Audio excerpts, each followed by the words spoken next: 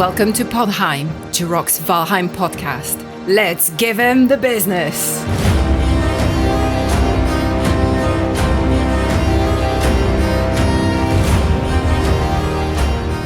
Hey everybody, today is February 16th, 2022. I'm your host, Jiroc the Viking, and joining me today are my fellow Vikings, Gwen the Shield Maiden. Hello, beautiful Vikings and Shield Maidens. Viking Rudy, Rudistic the Guardian. De Borsta Nestrovia, cheers. Viking Thorin, aka Metaroon. Hey everyone, Skull. Are you ready to get the Valheim Mountains patch notes update business? I hope so, because we're going to give it to you right now. That's right, everybody. I'm sure you guys saw it before me, because when I woke up this morning here living in California, I had a bunch of messages from a whole bunch of people saying, Jiroc, wake up. Patch notes are out. So we're going to talk about the patch notes right now real quick. And first off, we're going to go through the sort of general ones. And then at the end, we'll go through the spoiler ones and give you a little heads up that they're going to be spoilers for the new content. And if you want to skip ahead, you can do that. Getting right into the exciting stuff. I am so excited. Today was already a great day, and when I saw the updates come through, I was just so excited. I can't wait. And just to know, of course, like this podcast, it will be released a couple of days later, so I can't tell in a couple of days if the patch will be out to the public. But currently, as it was announced today on the 16th of February, it's open for public testing only. So just important thing to note there. Right. Yeah. You can't play this in the normal game. They like to do a public test release just to flush out any more bugs that might be found along the way. And I think in the past, it's taken up to a week or more when the public test branch has launched. So we don't know an exact date, but this is a pretty good sign of things to come. So yeah, in the patch notes, they've got some general fixes and improvements that will be fun to talk about. And the first one, pause function in single player. What do you guys think about a pause function? Definitely handy. Yeah, I think we may have spoken about this in a previous episode that when they teased it, I think on the Steam Deck video, they kind of teased that pause function might be coming. So yeah, it's great to see that coming through. I don't play single player anymore now that I'm on a great server with a great community. I've never logged in my single player since I joined Jiroc servers, so I don't think I'll be using it. But for the people who do and who occasionally need to go AFK for a couple of minutes, I think it will be good. Well, I'll tell you a little secret. I use single player every day. And that's because for your videos, right? I do a lot of videos, and I do some testing, whether it be for a video or just be testing for the servers. Like before I want to implement something onto a server, I'll oftentimes test it in single player first. But yeah, making videos, I'm always on my single player. And one of the nice things about it, I noticed, so there's actually an interesting function they added to it. So, normally you might think you pause the game and it's just like everything stops and you walk away. And not exactly. Instead of yes, the game stops, the mechanic stops, the trees, the wind, the creatures moving, all that stops. But then it does this slow, rotation around the camera, around you, just back and forth. So an interesting little, nice touch. Nice touch. Yeah. So I will definitely use that, because I know when sometimes I'm in admin mode and I set some stuff up, and I go AFK all the time because, God mode, they can't hurt me anyways, but the things I set up will start getting attacked by mobs, which is really annoying. So if I just hit escape, I'm in pause, and then the mobs can't mess with my stuff. So, yeah. Or if you get the perfect moment where the clouds are not in the way, and you can hit pause, get everything ready to go, and then take your screen, unpause and take your screenshots. Oh yeah. I should actually try free fly in that. I mean, I imagine that maybe you still have some of the interface in the way unless you hit Control F3. I don't know. I haven't tried it. I'll have to try that. But yeah, those annoying clouds messing up our beautiful pictures. So the next note they got here is that they've added full controller support. Does anybody here fancy a controller? Nope, I've always been a PC gamer. I don't have a controller. I know the Steam controllers are pretty cool though. So for people playing with that, it must be quite good. And then of course there's a Steam Deck coming up, so those were probably quite necessary. But I don't myself. I'm a mouse and keyboard person. Yeah, same here. Yeah, I haven't played with a controller, or gamepad, or anything since my original Nintendo all those years ago. Mouse and keyboard for me, I always feel like when I go to a friend's house and they've got, one of the consoles and they hand it to me, I always feel like I'm all thumbs. Yeah, definitely. Well, and for a game where there are so many different equipable items, it just feels kind of clunky, in my opinion. Like it's tough for a lot of RPGs, I think. Yeah, and they've got some other notes here. Gamepad text input when running through in Steam Big Picture mode. Whatever that means. Anybody, any idea, Thorin? I am not sure exactly what they're talking about when they say that. Controller text input when running in Steam Big Picture mode. I don't know. I assume it's just that you can like type into a keyboard or something with your thumbsticks, something like that. Yeah, if you scroll down to the detailed patch notes, they have a bit more information in there under the gamepad support section.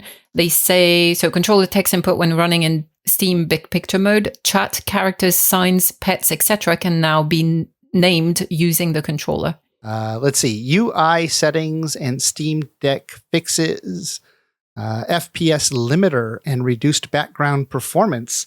So this is a big one. This is one that Smithy talked up a lot when I talked with him this morning, one of the developers. He said that this really helps with performance. Apparently, they actually removed the hertz setting. So let me actually take a look at that just to confirm. I got the game open right now. Yeah, if you look at the resolution when you're in game, the hertz setting off to the side has been removed. So what does that do exactly? So the FPS limiter, when you open your console and you type or max FPS, then you can set it to whatever number you want, and that will it reduces.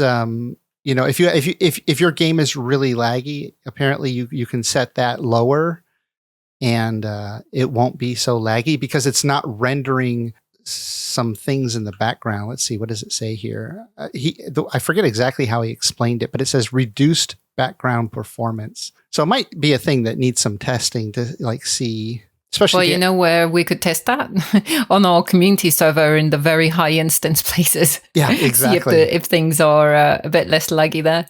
But yeah, as I understand it, it just gives more option to control and cap the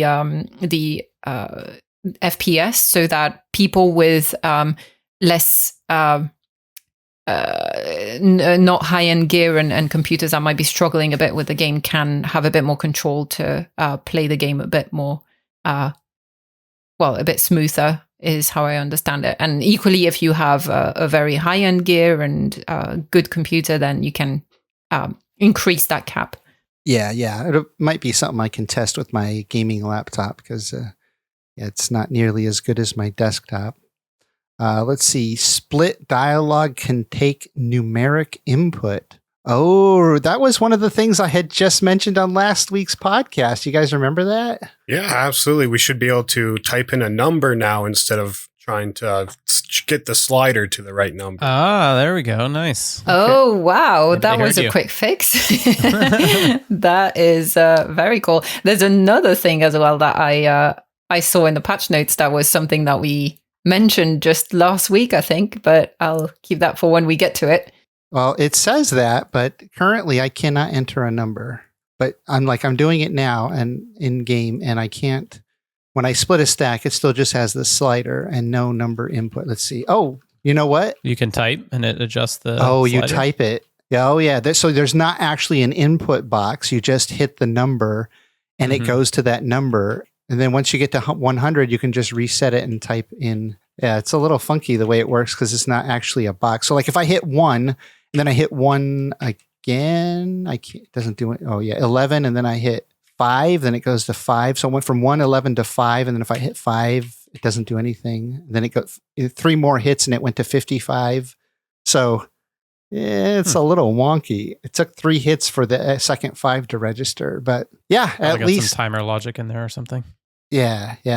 So yeah, at least you can type a number because my biggest deal was 1. I just wanted 1 a lot, and that's really handy. You split the stack, with shift left click, and you hit the 1 key on your keyboard, and then you get 1. So yeah, wow, 1 podcast, and they did it.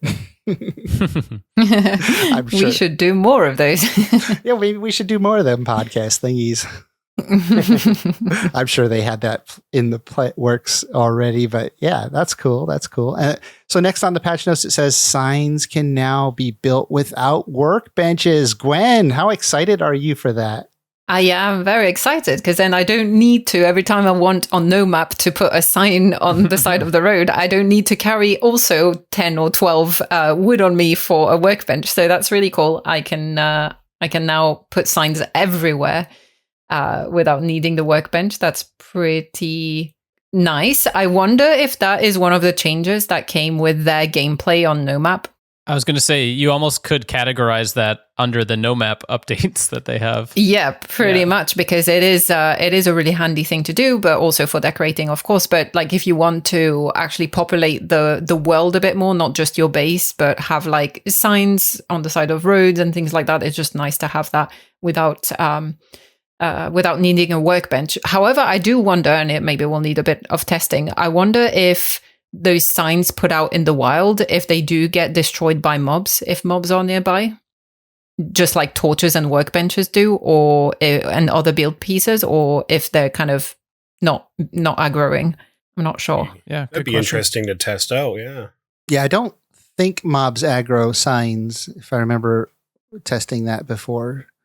So they should be fine if you just put a sign on a beam or a pole or whatever. Well, you won't be able to if you don't have a workbench. You'll have to put it on a tree or a rock. Oh, right. I was going to say that'd probably be pretty handy for the no map crew, not having to have a workbench for the signs. Mm-hmm. Yep. I think that's the whole reason why they implemented it. So, yeah, that's good. That's cool. They can, more signs in no map, especially because they've added no map features to the game, which we'll get to here in a minute. Let's see.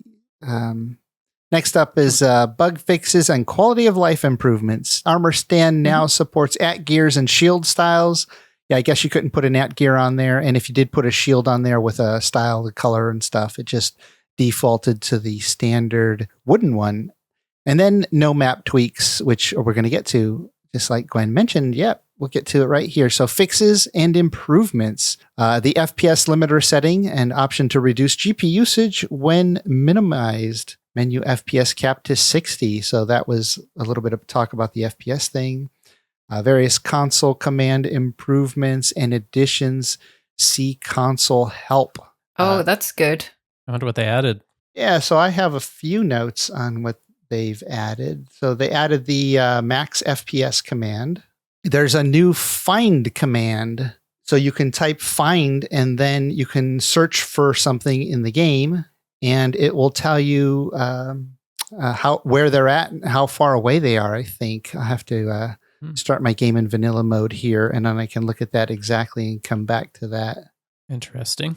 Which I was actually using another mod to help me find stuff like that. So it's interesting that they've decided to add it. Probably because they needed it. That's what Smith A told me. He says a lot of these things get added because when they're playing the game or doing things, they want it to be able, a function to be available. And so Smith A just asked Jonathan to make it happen. And a lot of times that's how it happens. Mm-hmm. Yeah, I'm sure occasionally they get bugs where something just like disappears from in front of them and they need to figure out if it's actually disappeared or jumped to another spot on the map or something like that. Yeah, exactly. Let's see. So if I hit find, you got to be in dev commands and then debug mode and then find show now. Oh, yep, there it is. So yeah, just hit find and then the parameters here they give us are the text. And then it says ping max as one word. And it says searches loaded objects and location list matching name and pings them on the map. Ping max defaults to 1. If more, will place pins on map instead. Cool. Yeah. And it doesn't autofill like our mods do the text, so you have to know the name of the thing unless you're using Jir's server dev commands mod. You have to know exactly what you're looking for through the wiki or something. You can find out the exact name, which is unfortunate that it doesn't autofill without the mod for those that might use it without the mod, but nice that it's there. Let's see, what else do they got on this list here? So the next one, I'm not sure I understand it. Fix some dungeon parts not being fully deterministic. Ends. Yeah, so I asked Smithy about that, and he told me that apparently so the dungeons are, the way they render is it's not like you've been in a dungeon and you've probably never been in that dungeon ever before, because they aren't rendered as one big dungeon. Apparently they have a bunch of rooms and hallways. They're like two pieces, and then they randomly connect to each other in various ways. So you're most likely never to see the same dungeon twice. Yeah, they're programmatically generated. Yeah. So that's a technical term, yes. Well, just it's familiar for geek. People who play like Diablo or that kind of thing, where every level that you enter is completely random and programmatically generated based on a set of rules, I guess. Similar to how the map of Valheim is generated. Yeah. Yeah. So yeah, that's cool. That's cool that knowing that. And so he said for this fix, not them not being fully deterministic, it was that sometimes they weren't connecting right to each other.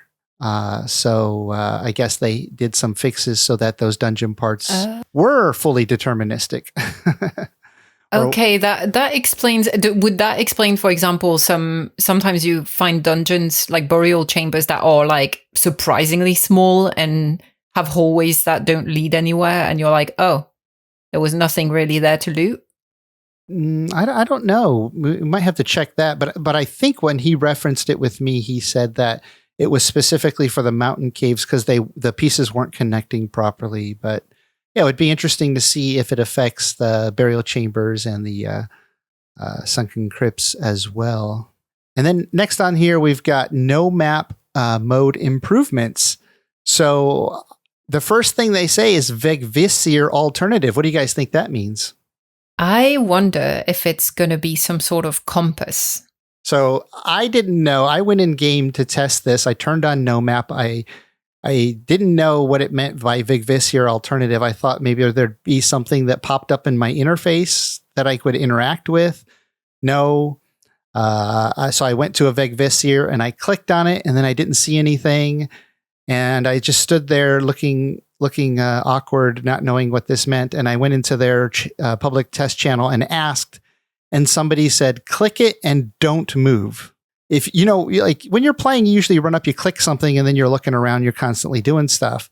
But if you click it and don't move at all, your character will automatically turn and face in the direction of the boss spawn location for that Vegvisir. If you have no map on?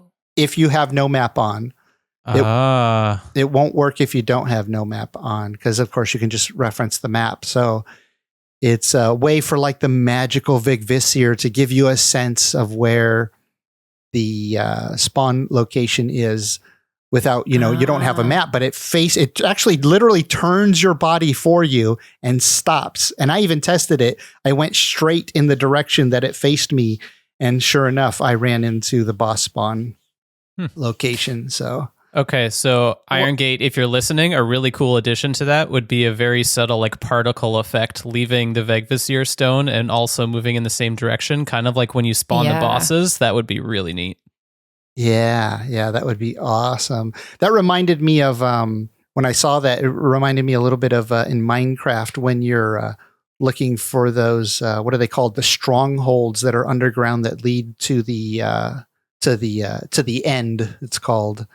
And you would throw, I forget what it was. You throw like an ender eyes. Ender eyes, yeah. Yeah, one of them. Yeah, you throw the ender eyes in the air, and they go into the direction of the stronghold.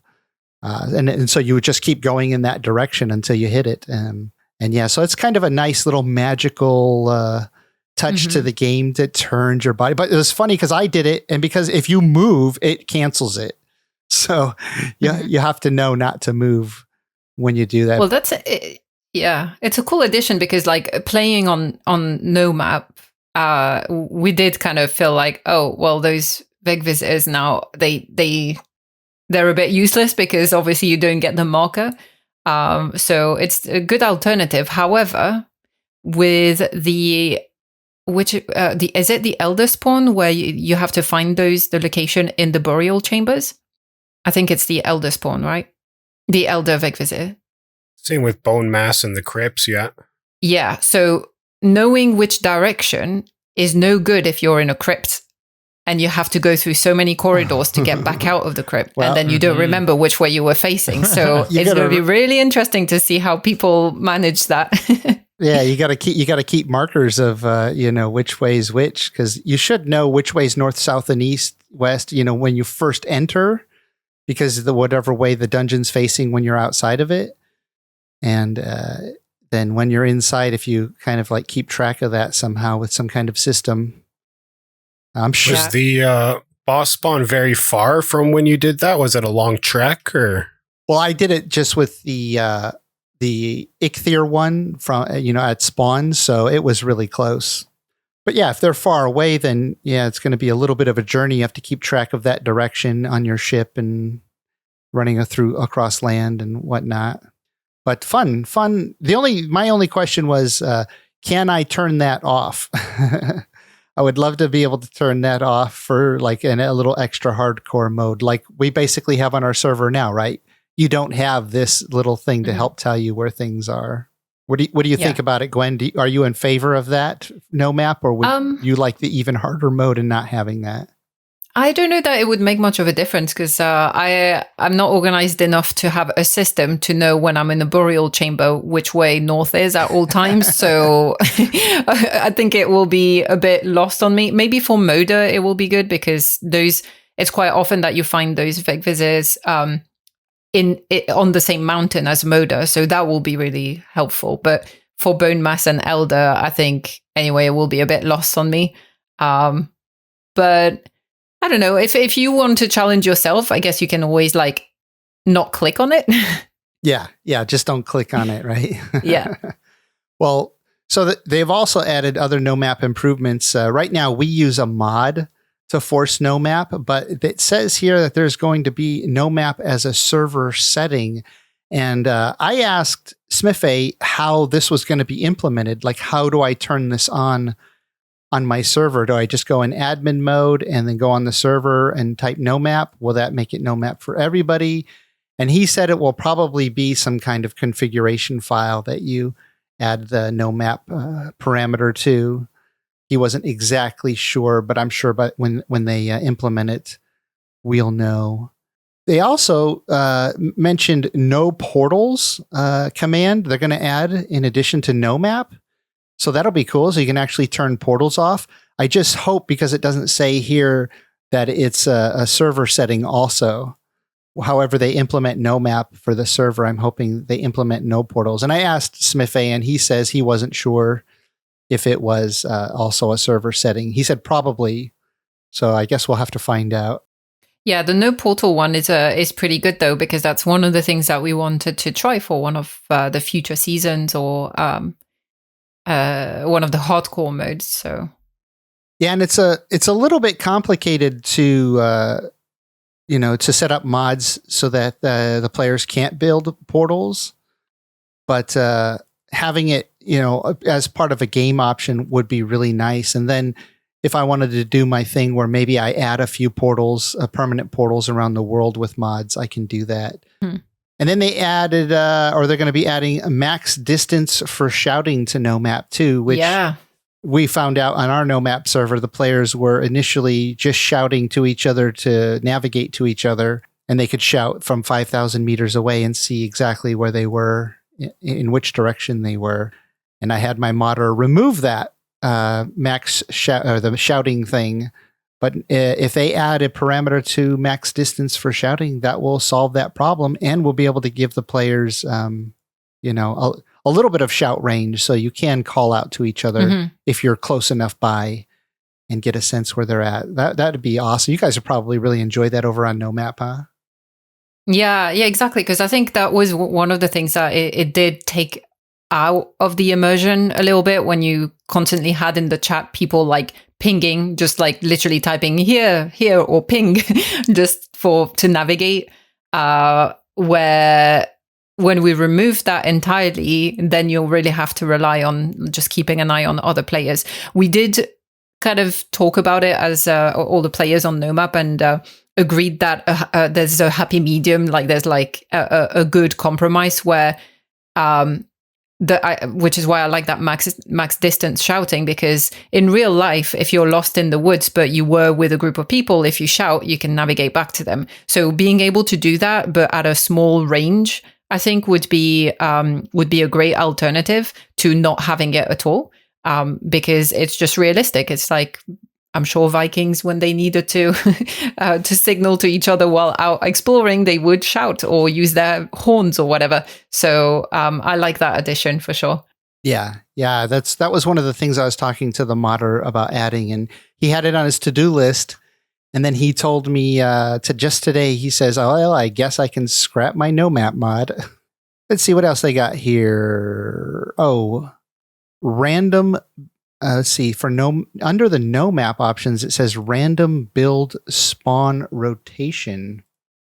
Do you think this is related to what we were saying, where someone noticed that the spawn where all the boss stones are is often rotated in the same way, so you can use that as a compass? Yes. I wonder if that's what they mean.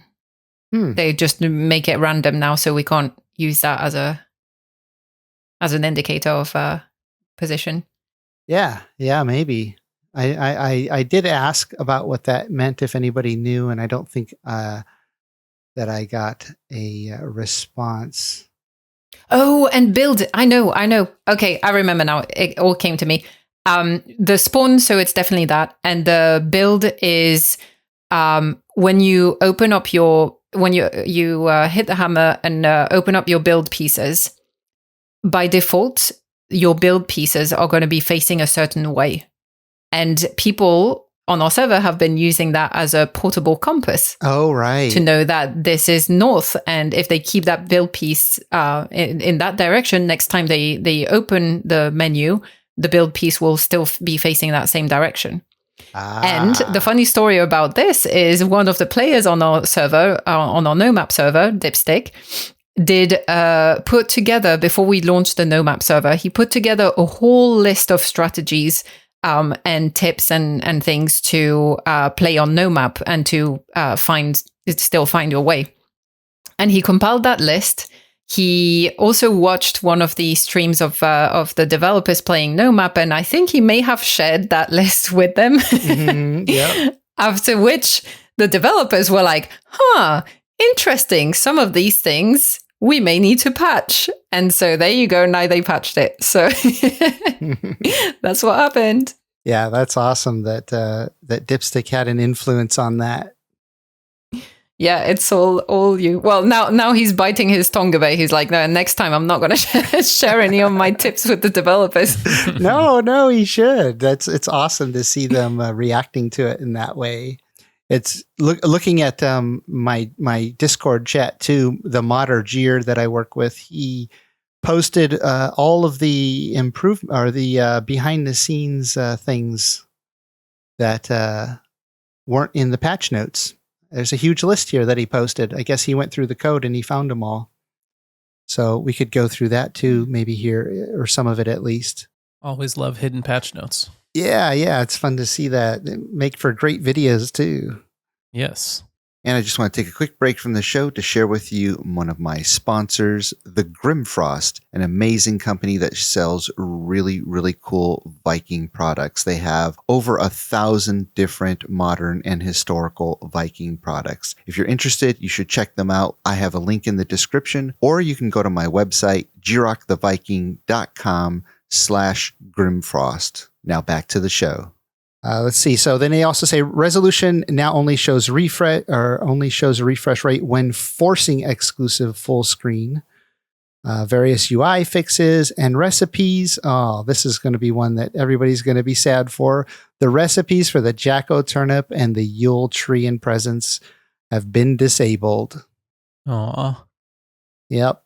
No Not more. long for the maple. Well, yeah, we kind of knew it was coming, but I was actually wondering the other day if they would remove them, because the Jacko turnip has been basically there since Halloween, since October. It's been there for a very long time, and I was surprised that didn't get removed when the Yule stuff arrived. Mm-hmm. So interesting that they removed both. But I think it may be because if they leave all the seasonal things, that means they have to leave the maple as well, and that would be taking away a little bit from the excitement of seeing a maple in naturally spawned into the world. So I wonder if maybe that has to do with why they want to remove the seasonal stuff and make them extra special.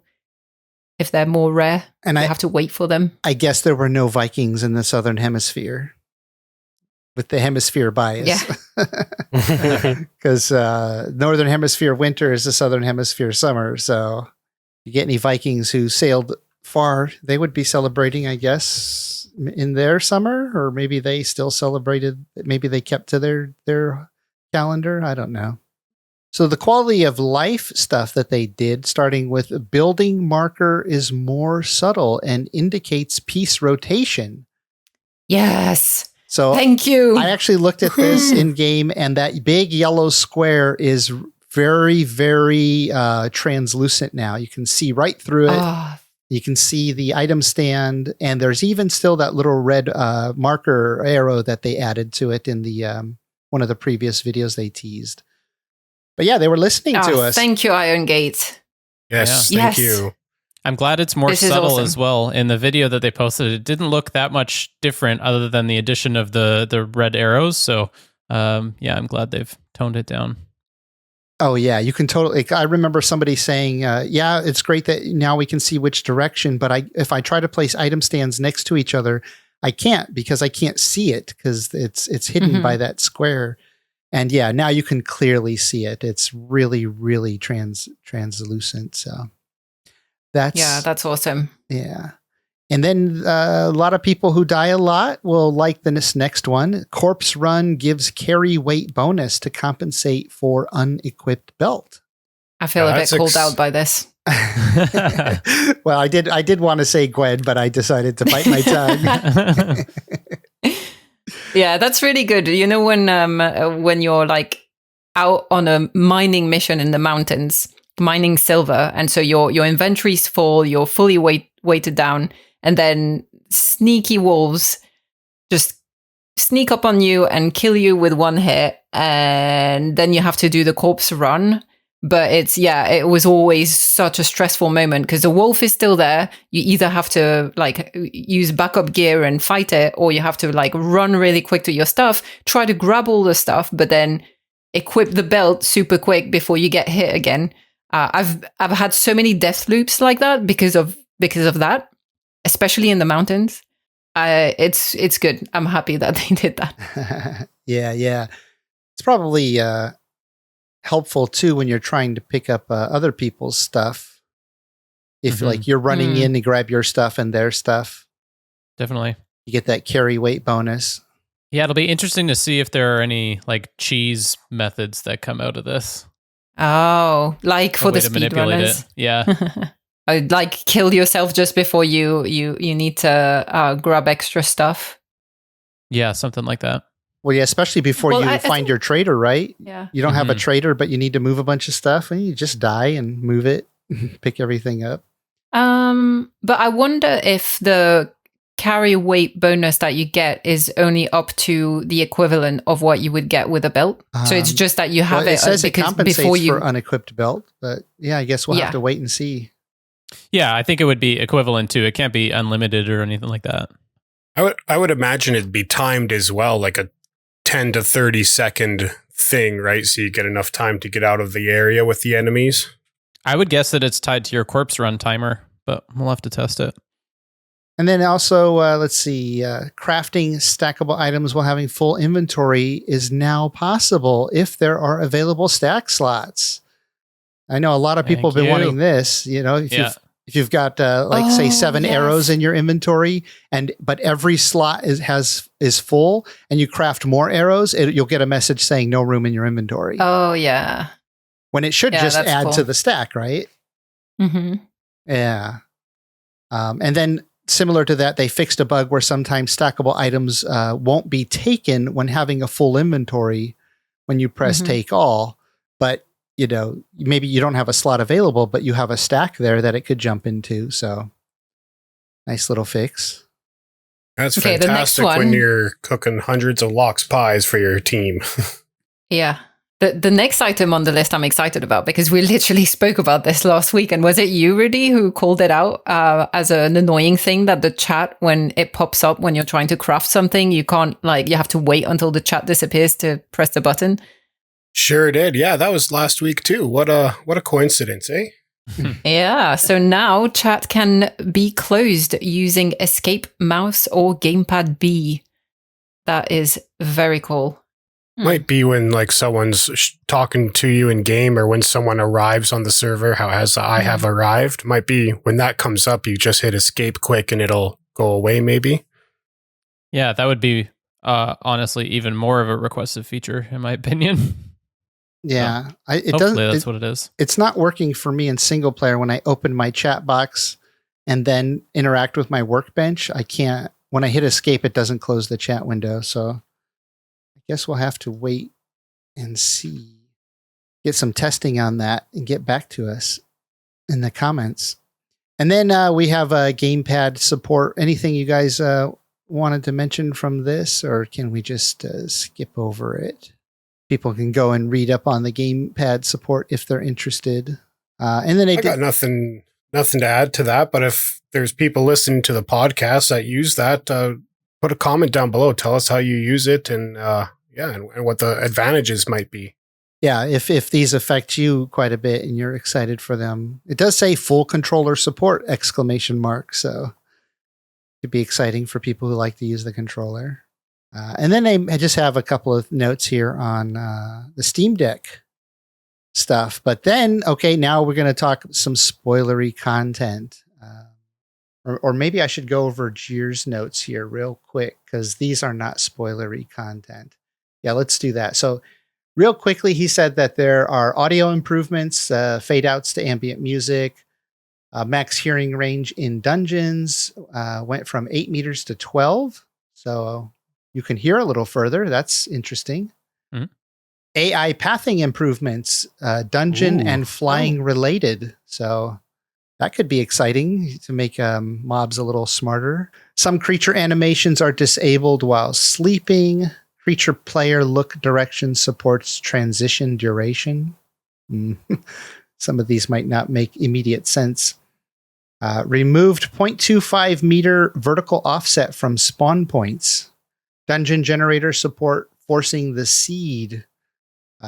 So yeah, that's something that when dealing with mods, you can. So when a dungeon puts itself together, as we talked about with all the different hallways and rooms, it creates a seed number like it does for the map. Well, if you want to recreate that exact dungeon, you can now do that because the dungeon has a seed. So if you spawn in a dungeon, as you spawn it in, it tells you the seed, and then you can spawn in the dungeon again with that exact seed if you want that exact seed. Before, you couldn't do that. You just always got the same random dungeons. Random. Add support to dungeons overriding the environment weather. So dungeons have their own weather environment, it sounds like.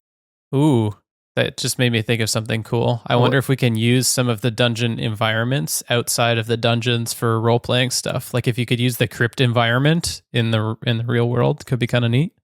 Let's see. Environment Sunken Crypt is here on the menu. What does it look like? Oh, I don't know. Or sound like? I'm starting it right now, and it's turning. It's making everything very foggy and hazy and dark. And Cool. I can't see very far. Oh. Oh, yeah. Really, I can only see about 10 meters in front of me now. Oh, you guys are rubbing your hands right now, thinking of all the potential for the events. That's very cool. If only we could control the environment for everybody without server code. That's the one unfortunate thing. Good for filming, but the other players won't experience it. Oh, so great for filming. I could do so much cool stuff. There's all kinds of particulate in the air and everything. Yeah. Yeah. This would be great for filming stuff. But yeah, I hope eventually we get the ability to force the environment on the players. That would be really cool. Okay, and let's see. So what else that we got here? Fish pathing improvements when colliding with things.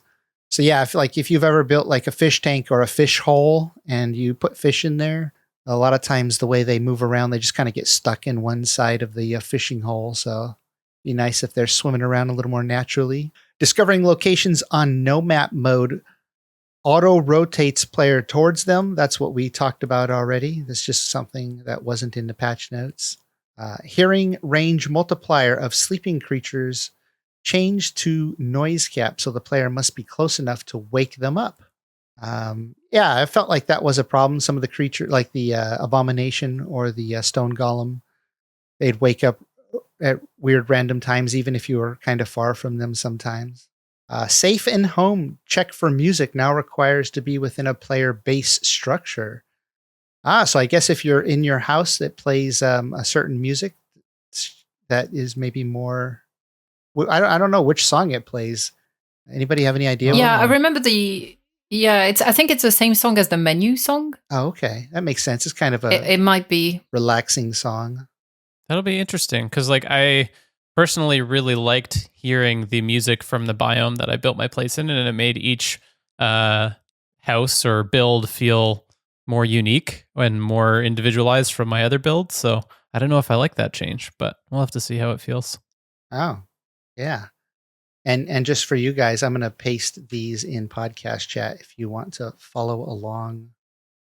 Let's see. That was safe and home, about towards the center there on the list. And then next up, lots of new code for handling music volume based on proximity. Cool. Always nice to have the music playing when it should and shouldn't be. Changes to creature pathfinding parameters. Random events now have an altitude check. Oh, I wonder if you're hunted by wolves. Maybe they only want that to happen when you're higher up, or vice versa. Some event they want to happen when it's lower down, but whatever it is, they have altitude checks now. Random events now have an environment weather check.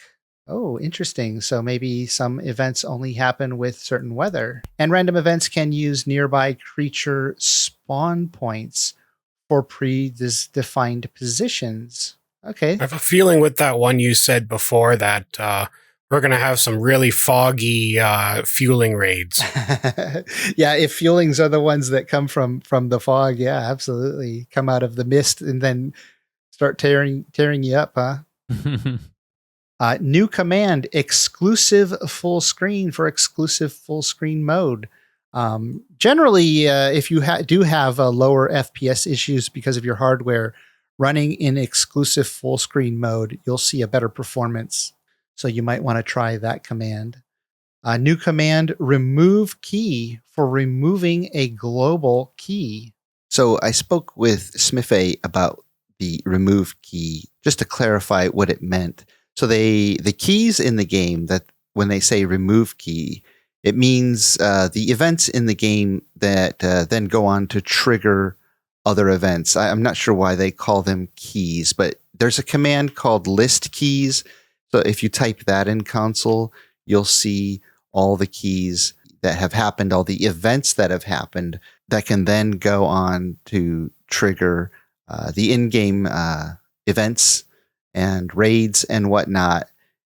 So they added the ability to remove those from your list. If you don't want certain raids, you can now remove them. They also have set key and reset keys. So you can manually put in one of the events if you want to just have the in-game events and raids happen. You can just put the key in yourself for that event. It's just like, so for example, a key is just called Ichthir, meaning that you've killed Ichthir, so the events will then happen, the raids that happen after Ichthir is killed. And this is an easy way for them to test it so that they don't have to go in game and actually kill the boss or kill an animal or one of the mobs that then triggers an event. They can just do it in the console. And they gave us the ability to do that too. All the commands are list keys, reset keys to remove all of them, set key to assign a specific one, and then remove key to get rid of one of them. Oh, and then of course, one of my favorite additions to the game that they did not publicize was the fly command in is now a parameter to set the fly speed. So I think it's like when you type fly in the console or you hit the Z key, the fly, I think its default, Smith said, was at 40. But if you can set that to anything from like 1 to infinity. And you can also change it by mouse scrolling. So when you're building in creative mode, you just fly around too fast and it's really awkward. Now you can slow that down. Or for us doing videos and we want to do a slow shot with us in the shot, we can actually slow that down just like a free fly camera. So that's pretty cool. That'll be really nice for server events and role-playing stuff as well too. If you're actually like embodying the character and you can like slow fly up to them, that it makes it way more cinematic. That'll be kind of neat. And Gwen can also do maximum Super Viking flying around. Yeah. So what? And with your Supergirl, Superwoman outfit. Oh, Super Viking. Yeah, I suppose so. Smith did warn me to be careful about turning it up too high because you'll start ripping across the terrain faster than it can load, depending on your hardware. And then you could start, just causing some lag or maybe even crash your computer. So be careful with flying too fast. And don't drink and fly. Yeah. And it adds variable for debug fly speed. Default is 20 meters per second when running 2.5 times speed. I thought Smith said the default was 40, if that's referring to the same thing. But it could be 20 is normal speed and 40 is your shift speed, because if you hold shift, it speeds up. Right. Yep. That makes sense. Here, let me try it right now. Oh, yep. That's what it seems like it is. And then 40. Yep. That is definitely shift speed. And then so without shift, you stay at that speed, at that fast speed if you type in a higher number there. Then they've added a new command, max FPS, for setting an FPS cap. And I can even try that right now just to confirm max FPS 40. Yep, my FPS in here was about 80 something, and then it's locked at 40 now.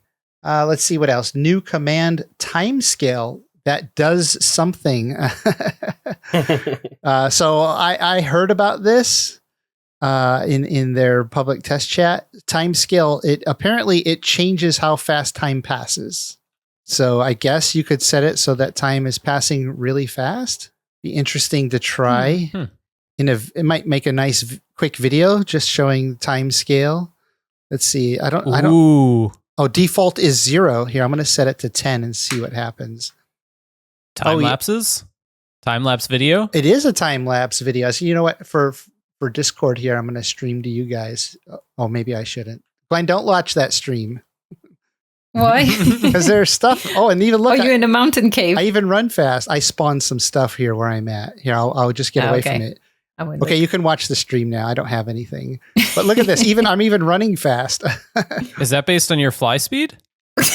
No, it's hilarious. It's funny looking. Oh, the time scale changes all the animations. They're all tied to the timing as well. Yeah, look at the grass, the trees, the clouds. Just please do a video like this and add the Benny Hill song. Please do. I have to do a song that I could get the rights for, but yeah. That's awesome, though. You can take like proper time lapses, and it takes you as long as the time lapse will be, not as long as it would have been expanded before you compress it. I heard somebody say not to make it too high, otherwise bad dare you to try 100. Okay, you dared me. My game's gonna crash. Oh, yep. See. Oh. Oh. It's going too fast. Yeah, you have to. And when I hit the key up key, it's jumping between the commands for some reason. So I have to do this manually. Let's see, can I bring it to 20 without too much? Don't laugh at that, Gwen. Those tiny legs going really fast. Yeah, it's funny. It reminds me of my little dog walking next to my big dog. It's funny. Okay, let me set that to 0. But does this mean that the like time goes faster so you can skip through the days quicker? Yeah, it's everything's going faster. You froze time. So that's it hit time 0, time scale 0, and it stopped time. So I guess it's 1. Now you can free fly and take photos without the clouds moving. Maybe. Let's try it. Let's see, 0 and free fly. Oh, sorry, and no clouds moving. Thorin. There we go. When you get that nice shot, you can actually freeze time and get all the beautiful time lapse shots you want. I wonder what happens if you have other people on the server. Like, will we be able? We probably won't be able to do that on a multiplayer server. Yeah. You know what? I'm guessing you can't. Can you try to spawn loads of mobs and then stop the time and just imagine the effect of like everything stopped and frozen and you walk around next to all the Grey Dwarfs or something, or like Draugrs? That would look quite cool. The army of the undead frozen. You could do some really cool videos with that, Jiroc. Yeah. Time scale. What is the? It says default is 0. I bet it's 1, and the default is wrong. Oh, that needs to be changed. I got to tell Smithy, and then I'll try it again in 0, and I can't move. No, yep, you can see Can you do everything's backwards? frozen. Can you do like -1? Smithy warned me not to do that in reverse. Yeah. But yeah, we should try it since you asked. -1. Let's keep it slow. Oh no, it just froze everything like it was 0. So you can't go in. You can't travel back in time, Gwen. Give all those trolls. Could have made a really cool could have made a cool time traveler style video. Yeah, Back to the Future parody in Valheim, unfortunately. Oh my god, yeah. Prevent herself from dying of smoke asphyxiation. I was thinking more like Doctor Strange with the red cape and everything. So the next new command they've listed here is command find. Works for location instances as well. So the way that works is you type find and then you type whatever it is you're looking for. So like rock _4. And you can see, well, the listeners can't see, but you can. Basically, you type find a space and then whatever it is you want to find, its code, and it shows all of them. And I don't know what the distance here it's doing. It's done a lot of them though. Distance 198. So it will show all the rocks in proximity or across the map? It looks like within a 300 meter or pinged at, was that like the last one was pinged at 235 meters away. I don't think there's a range on it. Let's see. Find rock 10. Nope. Yeah, it looks like it's pinging up to 235 meters away. If I move somewhere and ping. Oh, when you fly too, if you hit shift while you're already at a faster speed, you go even faster than the normal shift speed. So if I ping rocks over here, 240 meters. Yeah, so maybe it's like a 250, I'm going to say, range that ping range if you're looking for something. Really good for admin mode. Really good if you're looking for your corpse and you can't find it because it's glitched out on the map. I forget what the code is for the corpse, but yeah, you could type that in there and you would be able to see it.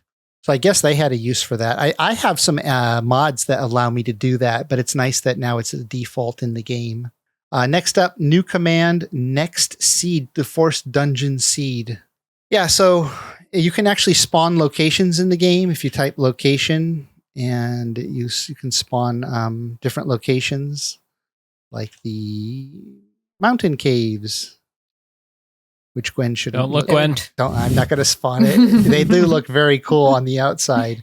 But one of the Smithy told me that if you do spawn a location, your game stops saving for that instance that you're in it. They did that so that you can't like mess up your world by accident, just to kind of protect the player, because as we know from using admin mods, you can spawn some stuff in and it can get a little messy. But of course, I do want to be able to spawn in locations, including the dungeon cave for my server stuff. And I just use mods for that because it doesn't disable saving. Command spawn no longer causes errors if used when not in the game. I guess in the login screen, you can open the console and type spawn and it causes errors. I don't know. I've never tried that. Have you, Thorin? I have not, no.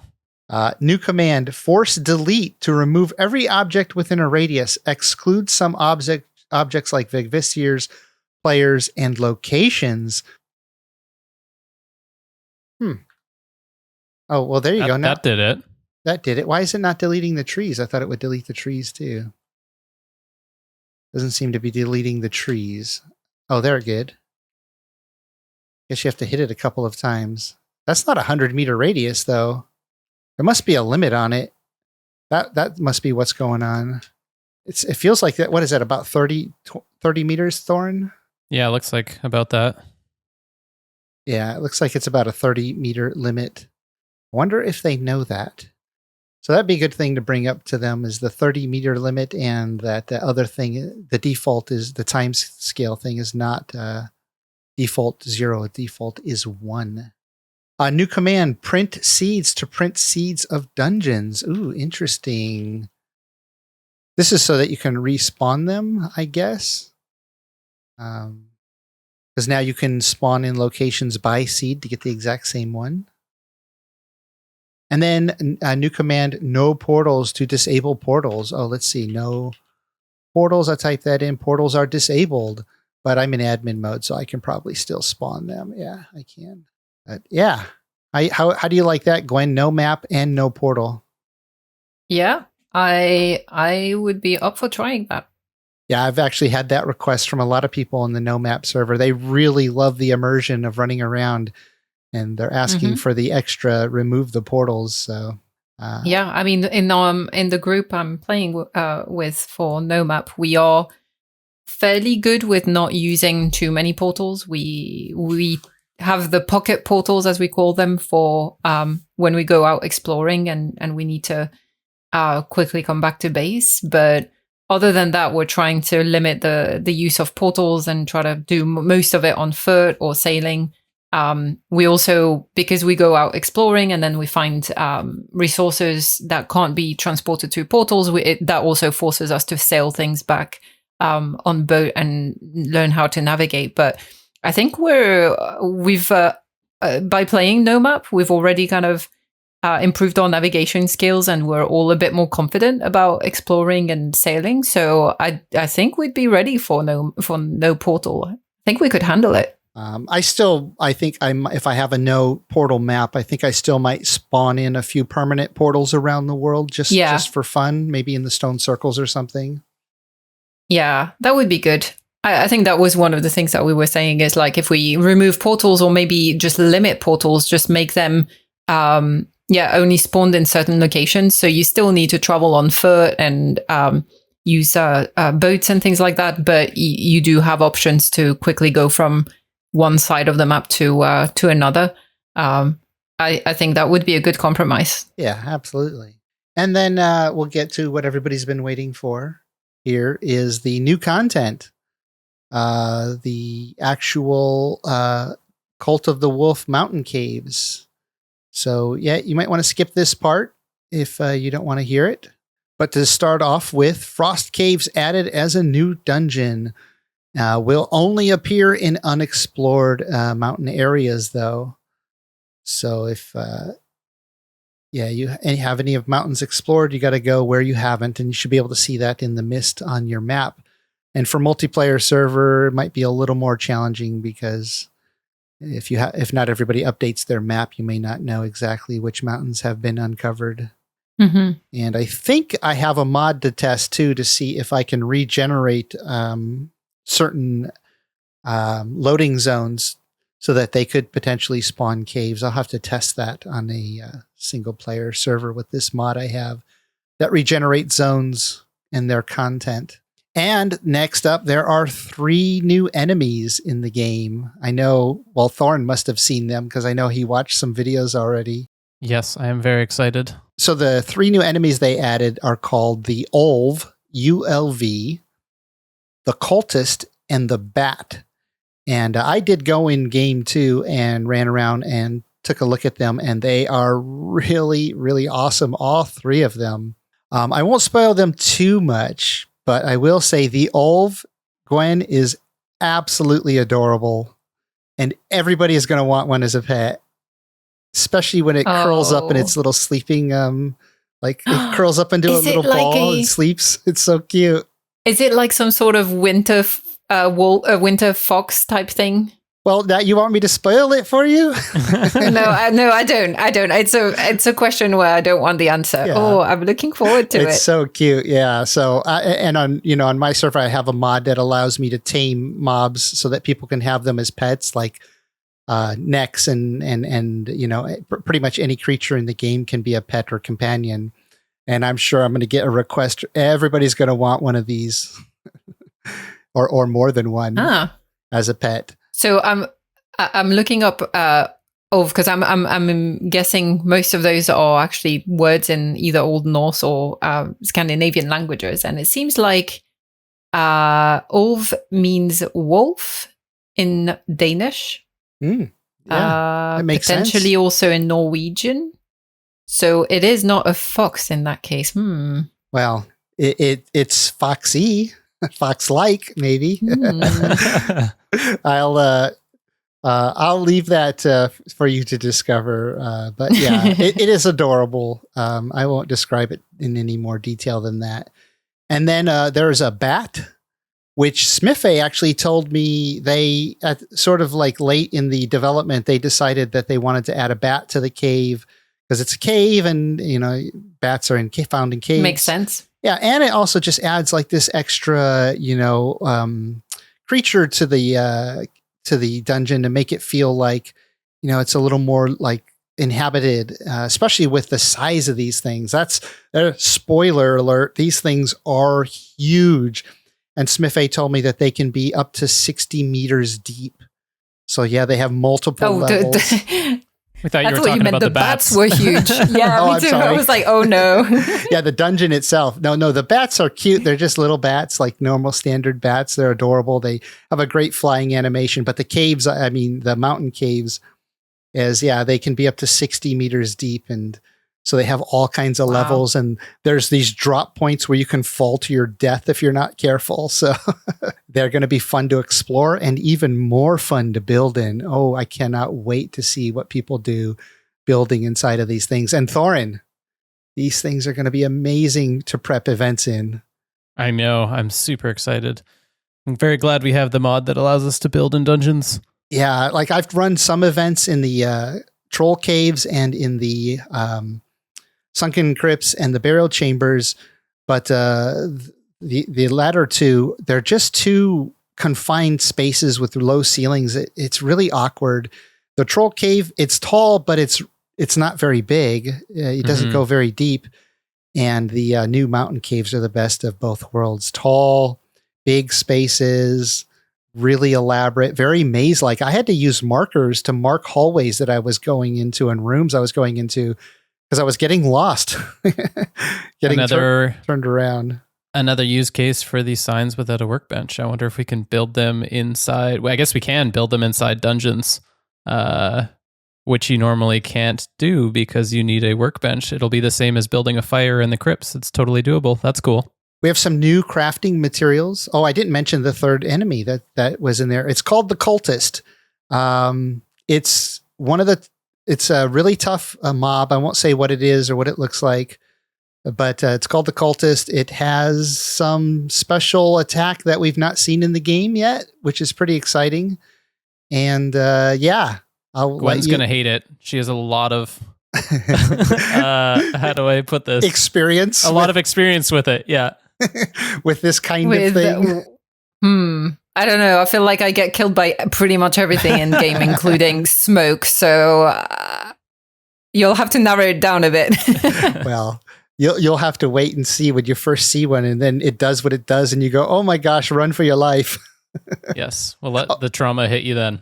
Oh, and Smithy did make Smithy made a really good recommendation. He said that the leveling of the encounters in the mountain caves were scaled to having just left the swamp. So he recommended not going into, if like you really want to fully experience it for, the content and the level appropriate, go in there right after you've done the swamps. And maybe not even with fully upgraded iron gear. Because I had a fully upgraded sledgehammer and I was smashing pretty easily. But if you come right out of the swamps, not too geared in iron yet, you should really get the full experience for the mountain caves.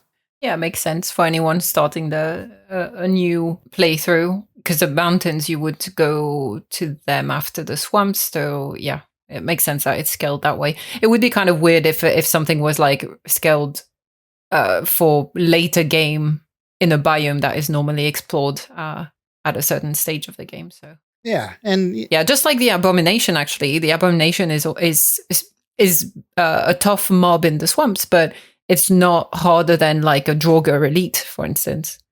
Yeah, it's meant for you coming right out of the Black Forest, right? And then it gives you a hard time. But Thorin and I could go in and make the mountain caves a little more difficult for the main server where everybody's fully geared up. Wink, wink. Oh my god! Yeah. And then, so there's a new armor set, which of course we all know already because they've teased it in their fireside chat, but now we know what they are called. So the chest piece is called the Fenris coat. The leggings are called the Fenris leggings, and the hood is the Fenris hood. And I don't know, what do you guys think? Should we discuss the stats on these things? You think people would be interested, or save that for them to discover on their own? I mean, we said spoilers. We're really only skipping stuff for Gwen's sake, so it's up to her. No, you can discuss stats. I have no problem with that. And the buffs as well are quite interesting to discuss. So let's do it. Okay, so the Fenris hood I've got open here on my stream. So if you're listening to this on YouTube, you can see it. Fenris hood, the eyes of the beast were wise and knowing, so that it could measure the strength of a warrior in one glance. I love that. It's got weight there. Durability is 1,000. Repair station level 2. Armor is 10. This is just a level 1. This is what you get out of the box when you first make a piece. Movement speed is 3. And the set effect, so it has 3 pieces. The Fenris armor makes you quick on your feet, so you can pass through fire, and your fists feel the power of the beast. Damage modifier, resistance versus fire, and unarmed plus 15 for the set bonus. It makes you quick on your feet. I don't know. Should I try this on, or like save that? I should probably save that. Just show you guys the stats. Because the hood actually, remember the teaser, my prediction for the hood and those 2 white dots in the hood from my video? Mm-hmm. Those are actually there. It's a real thing.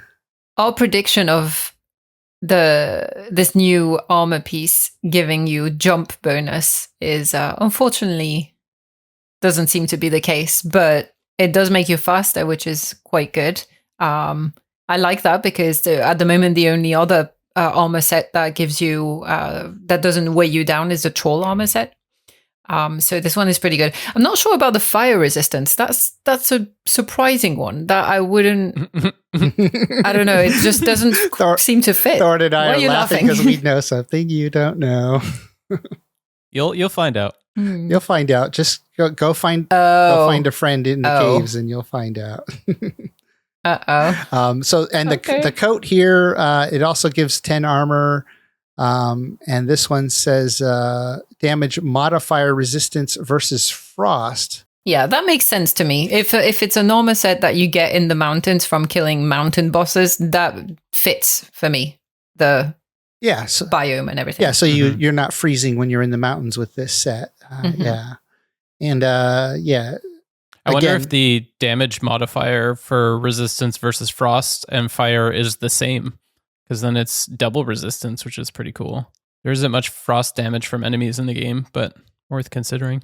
it looks like it's the only piece that gives resistance versus frost. Yeah, looking at the other pieces, they don't have resistance versus frost. But yeah. It would be like the wolf armor set then. Only the cape and the chest piece give frost resistance. And then so the leggings here, the legs of the beast was lean and strong so that it could leap great strides. And then let's see. So that's the armor.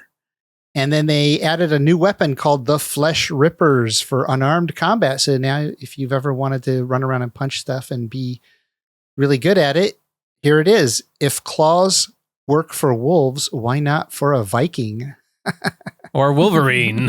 Or a Viking Yeah, Wolverine. I was just thinking we're getting closer and closer to the whole like DC and Marvel lore with bat caves and Wolverine. Well, you should see when I put this hood on. Totally look like an evil sorcerer or something. And then so let's see, what does it do? Out of the box, you get 60 slash damage. Not a lot going on there for blocking, but a 6 times parry bonus. How does the slash damage compare to like a silver sword? I'm just trying to think of where it fits in with the existing. Sword is 75 slashing. Oh, so it's quite a bit worse, but maybe you're attacking faster. Well, you have a 6 times backstab bonus, as where the silver sword only has 3. So it's meant to be one of those things you sneak around and you backstab stuff to death. Yeah. I bet most things you hit with this are going to die with one shot. So yeah, pretty cool. Oh, and these look really cool when they're on, let me just say. And they're actually kind of loud. I'll just leave that there with that note that they're very loud. I wonder if they'll adjust the sound on them. And then we have some new build pieces, which I won't show, but I will talk about. They are, let's see, what are they called? The red jute carpet. So in the fireside chat, they showed a new carpet on the floor, but it was brown. And now with this description, you can surmise that they are actually red and not brown. And they're quite a cool shade of red. Yeah, it must have been like a lighting effect then on the video, because there were just the angle and they were under the fire, so maybe not as visible unless it was like a last minute adjustment. I'm guessing they hid the color because it's very, very bright, shall I say, blood shade of red. There is a lot of red and blood in the dungeon too. It's very cool looking. So this fits right in that you can make this red jute carpet. And then they have red jute curtains, which kind of have the same texturing as the carpet that you can hang around your house now. And actually, so like, what do we use now? We use the blood bags one. Well, if we want curtains, we use the banners or maybe a tower shield or something. But now you can use the red jute curtains. Are they like the ones that we saw in that teaser image from 2 weeks ago? They're less tattered. Yeah, the ones in the dungeons are very tattered, and then these ones are much more like refined and made by, crafty Viking hands. I really like that cool. they feel a lot more rich than a lot of the other decorative pieces that we have right now. Like a lot of the existing banners and rugs either feel kind of like rough or flat, like playful or flat or that kind of thing, whereas these feel very like they have a lot of depth and it's a very rich color, which is nice. Nice. I did ask for more soft furnishings a couple of podcasts ago, so I'm happy about that. Yeah. Next, cushions, embroidered cushions. Yeah. And one of the item drops is called red jute that you can get inside the caves. I've got some here in my inventory. And then, of course, you can get some Fenris hair, and then, it's another ingredient for making the stuff that, the armor and whatnot. There's also this Fenris claw, which you can find inside the caves to, as one of the crafting components. But another thing they added, Gwen might want to cover her ears. Well, if you can see the patch notes, you can read it. It says, Yeah. We it was coming. Yeah, we knew it was coming. We saw it in one of the teaser videos, like teaser photos, I think, images a couple of weeks ago. So I think we were all expecting it, and it's a standing brazier. Well, yeah. So you already saw it in the picture, so I guess it wouldn't hurt if I show you what it looks like now. Don't look at the curtain though, over there in the corner. I am not going to look at that stream just in case. Yeah, there we go. But I'll just picture it. I'll imagine it, and then I'll be even happier when it looks better than what I thought. Well, this is. I'm guessing it's like it's like a fire pit, right? It looks like the pit bit, the what's it called, the ball. Yeah. Bit of brazier. the brazier, and it's instead of hanging by chains, it's probably on like a tripod type thing. Yeah, exactly. Just like the picture they released a few Mm-hmm. weeks ago. So that's one teaser visual that I showed, but I won't show. What's the material cost for that one compared to the regular brazier? It just requires Fenris claw, so a bronze coal, a forge, and 3 claws. Because of that. Oh, because the 3 claws are the feet or the legs of they're decorative elements on the bowl. Stem? Oh, okay, I see. And so that's all the new items that are in the game. You have to go in when it comes out and discover them for yourself. If you want to see what everything looks like. The other new thing they added was a new event called You Stirred the Cauldron. Spooky. Yeah, Smithy told me actually what this is. I don't know if I should spoil it or how it's activated. I guess I could tell you how it's activated. It's if you don't want to hear, just skip ahead like a minute. But so you activate Stir the Cauldron by killing a bat and bone mass. So if you've killed 1 bat and bone mass, then you can now get the event called Stir the Cauldron. And you have to just, wait to experience it to see what that event is, because I don't want to spoil it, even though I know Smithy already spoiled it for me. So that pretty much covers the new content and the patch notes and everything without too many spoilers. Did I miss anything? Does anybody have anything that they're particularly looking forward to of the things we've talked about? I was pretty excited for that new patches, but after seeing it, my excitement's through the roof now. I just cannot wait now. Mm-hmm. Hopefully it's not too long in the PTB. Oh, yeah. I should mention, too, there are new trophies as well, because, we have 3 new creatures. So you would expect that we potentially have some new trophies, the Ulv, the Cultist, and the Bat. Talking about cute things, Gwen, you're going to like the Ulv trophy.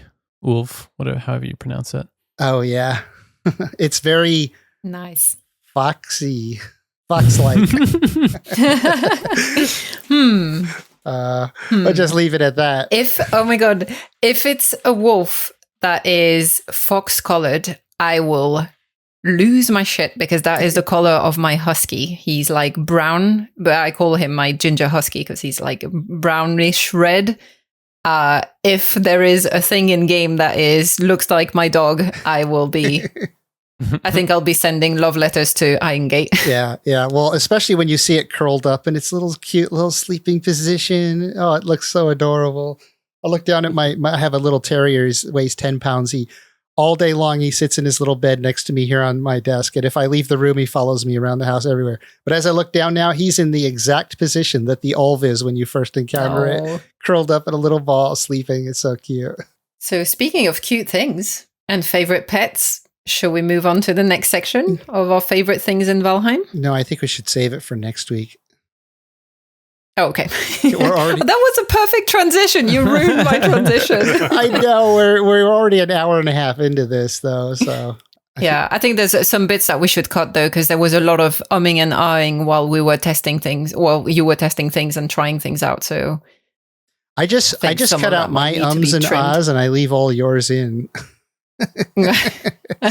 No, actually, he duplicates yours, Gwen, so that you sound extra stupid. Great.